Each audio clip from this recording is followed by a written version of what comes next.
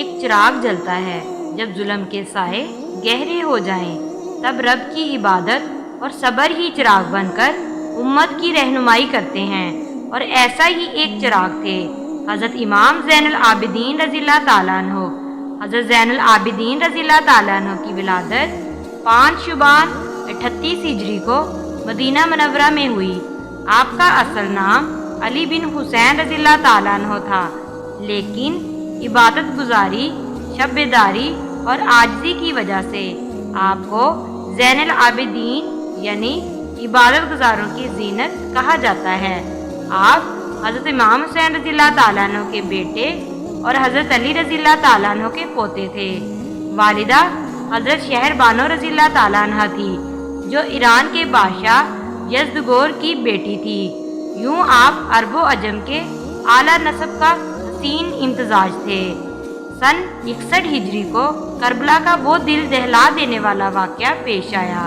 حضرت زین العابدین رضی اللہ تعالیٰ عنہ اس وقت سخت بیمار تھے اور اسی حالت میں خیمے میں موجود تھے جب امام حسین رضی اللہ تعالیٰ عنہ شہید ہو گئے، تو آپ ہی اہل بیت کے باقی رہ جانے والے مرد تھے۔ آپ کی بیماری نے آپ کو جنگ سے روک دیا، لیکن اللہ نے آپ کو اہل بیت کا محافظ بنا دیا۔ آپ کی موجودگی نے کربلا کے بعد کے حالات میں اہل بیت کو سنبھالا دیا۔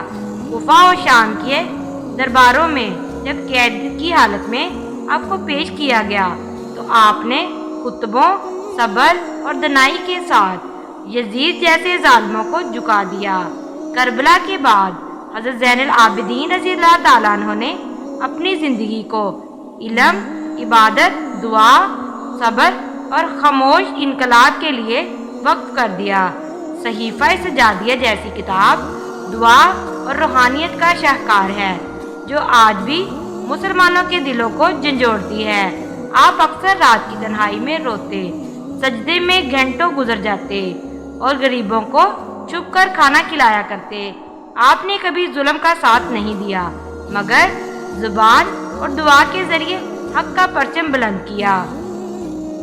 حضرت امام زین العابدین رضی اللہ تعالیٰ عنہ کا وصال 25 محرم الحرام 95 ہجری کو مدینہ منورہ میں ہوا۔ روایت کے مطابق آپ کو ولید بن عبد الملک نے زہر دے کر شہید کیا۔ آپ کی عمر اس وقت 57 سال تھی۔ جنت البقیع میں آپ کا مزار آج بھی آپ کی روحانی عظمت کی گواہی دیتا ہے۔ حضرت زین العابدین رضی اللہ تعالیٰ عنہ نے تلوار نہیں اٹھائی، مگر ان کے الفاظ، دعائیں اور صبر نے ایسا انقلاب برپا کیا جو آج بھی دلوں کو روشن کرتا ہے۔